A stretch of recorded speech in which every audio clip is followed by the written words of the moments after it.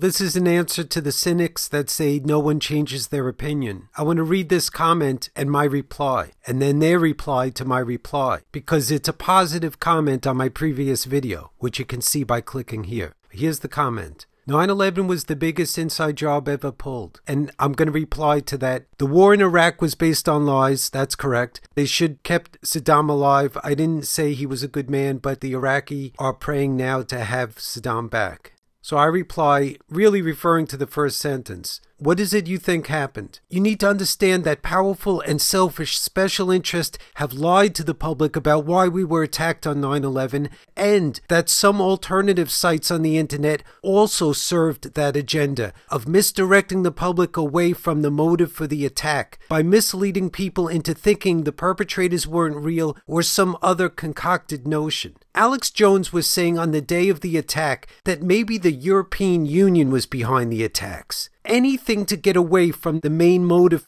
You should click the playlist I feature in this video. It sheds light on what 9/11 was really about and proves how multiple powerful people lied about and misdirected away from the main motive for the attack. And there's a link to the playlist, which you can click right here to watch, and I'll put that link in the video description. Did you miss that part of the video?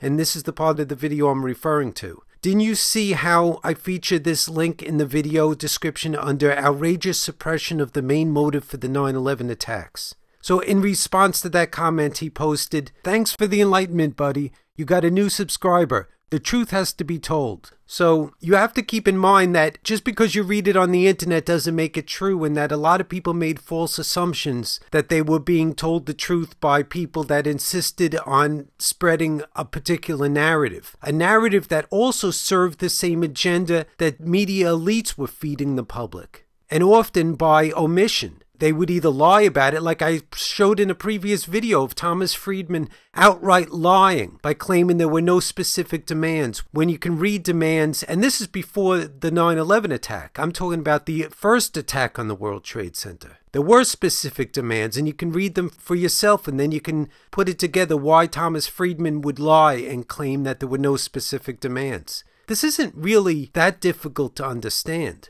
I've heard this positive response several times. The whole thing is people have to have the opportunity to hear this stuff and to be open to the possibility that people like Richard Gage and David Ray Griffin and others didn't really know what they're talking about, or are actually so cynical that they're actually maliciously, knowingly feeding the public distorted information and lies.